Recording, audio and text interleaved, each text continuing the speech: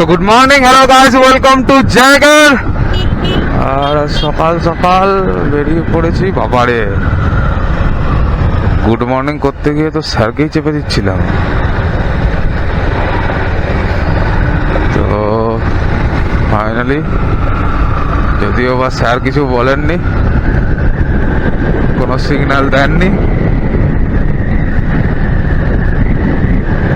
তো ফাইনালি প্রতিদিনের মতন আজকেও বেরিয়ে গেছি হাইওয়ে ধরে। তো গাইস, তোমরা বলো, তোমরা কেমন আছো? সবার দিন কেমন কাটছে, আর ওয়েদার কেমন আছে সবার সব দিকে? দুর্গাপুরে তো আপাতত ভালোই ভ্যাপসা গরম পড়ে গেছে। তো এই গরমের মধ্যে বাইক নিয়ে রাইড করাটা খুব চাপের, যদিও বা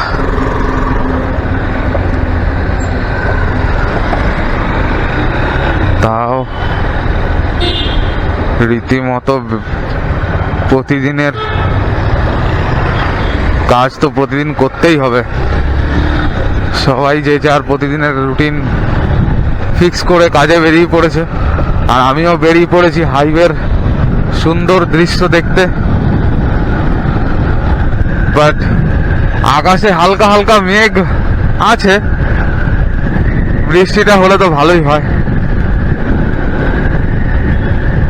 তো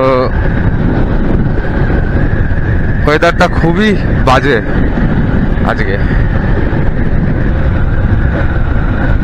ক্যামেরা লাগানো আছে, কিন্তু হেলমেটের ভেতরটা পুরো ভেপসে যাচ্ছে। তাই তোমরা আজকে একটু নয়েজ পাবে আওয়াজে।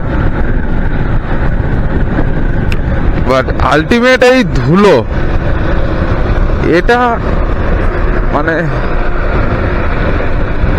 বাজে ওয়েদারটাকে আরো বাজে করে দেয়।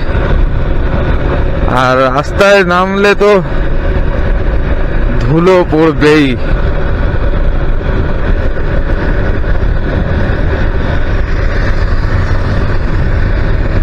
তো কিছু করার নেই, সবকিছু নিয়েই চলতে হবে। ভালো খারাপ ওয়েদার নিয়ে সবকিছু দেখতে দেখতেই যেতে হবে। তো আপাতত হানি বি খুব চাঙ্গা আছে, পুরো টেম্পারের সাথে এগোচ্ছে।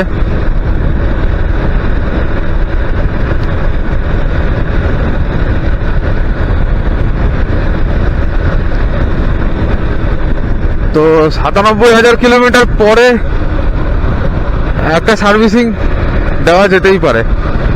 খরচা এমন কিছু বেশি আসেনি। ক্লাচ ওয়্যার আর ইঞ্জিন অয়েল আর এক্সিলেটরের ওয়্যার, এগুলো সব চেঞ্জ করে ওই সব মিলিয়ে ২,২২০ এরকম বিল হয়েছে।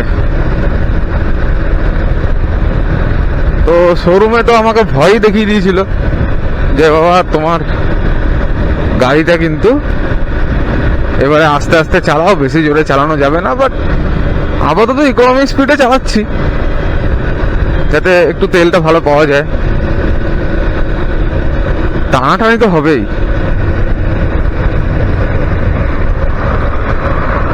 আমার মনে হয় ১৫০ সিসির সেগমেন্টের সব থেকে বেশি মাইলেজ হর্নেটেই দেয়। তবে হ্যাঁ, কিছুটা তোমাদের চালানোর উপরেও ডিপেন্ডেড। যেমন এখন পেট্রোল পাম্পে যাবো, আরে বাপরে,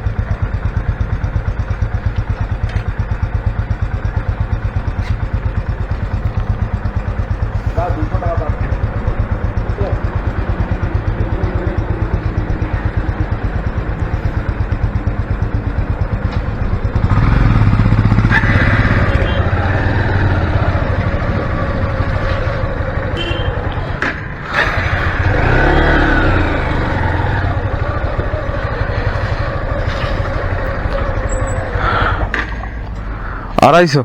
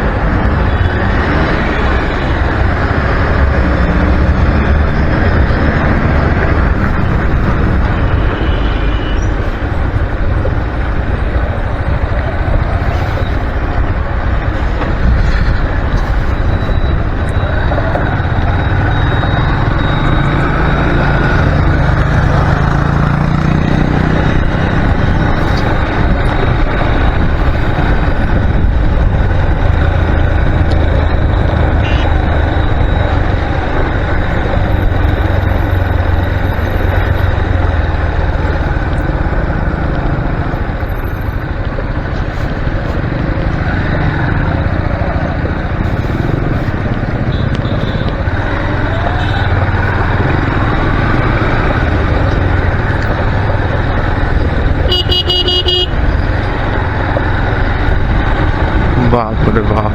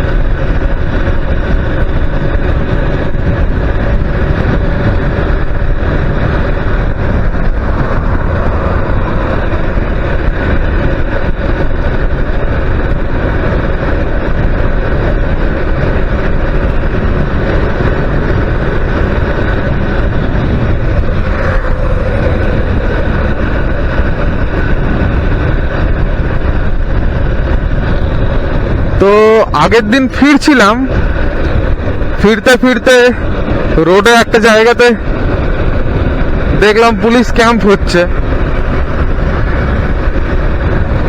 তো দাঁড়ালাম সেখানে, দাঁড়িয়ে কিছুক্ষণ ওয়েট করলাম, সবাইকেই দাঁড় করালো স্যার। তো প্রথমে ভাবলাম যে কিছু প্রোগ্রাম টোগ্রাম হবে, তো দেখলাম একটা মারুতি ভ্যান আসলো, এসে দাঁড়ালো, স্যার সবাইকে দাঁড় করালেন, তো বললেন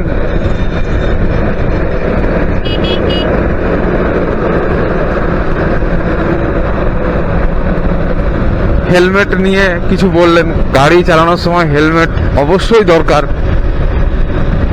4 হুইলারে সিট বেল্ট অবশ্যই দরকার, কারণ বাই চান্স যদি একটা বিপদ ঘটে যায় তাহলে সেক্ষেত্রে ক্ষতিটা তো তাদের নিজেদেরই হবে না। তো স্যার যেটা বললেন, স্যারের কথায় যথেষ্ট লজিক আছে, যথেষ্ট যুক্তিসঙ্গত কথাবার্তা বললেন, তোমরা দেখতেই পাবে। ভিডিওটা আমি শেয়ার করে দিচ্ছি তোমাদেরকে, দেখে নাও। ভিডিওটা তোমাদেরকে দেখিয়ে দিচ্ছি, তোমরা দেখে নাও। তো স্যারের যে মনের ভাবটা, আমরা মনে করি যে ভাই হেলমেট ছাড়া গাড়ি চালাবো, হেয়ার স্টাইল বিগড়ে যাবে পড়লে, এর থেকে ভালো খুলেই চালাই, স্পিডে চালাই, স্টাইল মারবো। কিন্তু ভাই আসল স্টাইল ওটা নয়। ওটাই যদি আসল স্টাইল হতো তাহলে গরমের মধ্যে কেউ জ্যাকেট ফ্যাকেট পরে, গ্লাভস ফ্লাভস পরে, যদিও বা আমার পড়া হয়নি, এটা আমার মিস্টেক, জ্যাকেট ফ্যাকেট পরে, গ্লাভস ফ্লাভস পরে, জুতো পরে কেউ ওইভাবে বেরোতো না। কারণ যখন গাড়ি 60-এর উপরে ওঠে না, 70-75-এর উপরে ওঠে, তখন গাড়ির কোনো সেফটি থাকে না। এটা সবাই জানো তোমরা, টু হুইলারে কোনো সেফটি নেই। টু হুইলার চোখে দেখে যতটুকু তুমি চালাতে পারবে চালালে, তারপরে টু হুইলারে যদি তুমি নিজের সেফটির জন্য নিজে কিছু না পরো, হেলমেট, গ্লাভসের জায়গা তো ছেড়ে দাও, ওটা 80% লোক অ্যাভয়েড করে। বাট হেলমেটটা 100-200% লোকের দরকার পড়ার।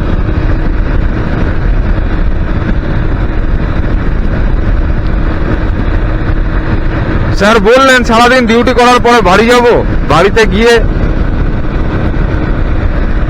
সারাদিন ডিউটি করার পর বাড়ি যাব, বাড়িতে যাওয়ার পরে একটু রেস্ট করব। কিন্তু না, যখনই আমরা ঘরের দিকে রওনা দেবো তখনই একটা না একটা কিছু হবে, আমাদের সারা জামা ব্লাডে ভিজে যাবে। তো এগুলো নিয়ে ঘরে যেত বউ বাচ্চার সামনে বহুত খারাপ লাগে। তো আমি বলবো তাদের জন্য নয়, এই পুলিশ ধরবে তারপরে আমি ফাইন দিয়ে বেরিয়ে যাব, পুলিশ ধরবে সেই জন্য আমি একটা পাতে হেলমেট পরে চলে যাব, এইগুলো মানা যায় না। পুলিশের কি যায় আছে? তোমার কাছে টাকা আছে, সবার কাছেই টাকা আছে, পুলিশকে দেবে, পুলিশ চুপচাপ চলে যাবে, বলবে তুই যা করবি কর, তোর ব্যক্তিগত ব্যাপার। বাট ক্ষতি যদি হয় তাহলে সেটা সম্পূর্ণ নিজেরই হবে, সেটা পুলিশের হবে না। পুলিশ এসে দাঁড়িয়ে দেখবে খালি যে তোমার ক্ষতিটা হলো, তারপরে তোমাকে হসপিটালে পাঠানোর ব্যবস্থা করবে, তোমার বাড়ির লোককে খবর দেবে। তো এই জিনিসগুলো একটু রাইড করার সময় ধ্যান রাখবে,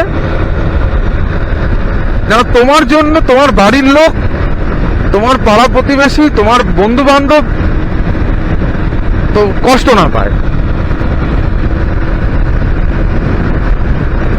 হেলমেটটা মাস্ট, হেলমেট পরে মাস্ট চালাবে গাড়ি।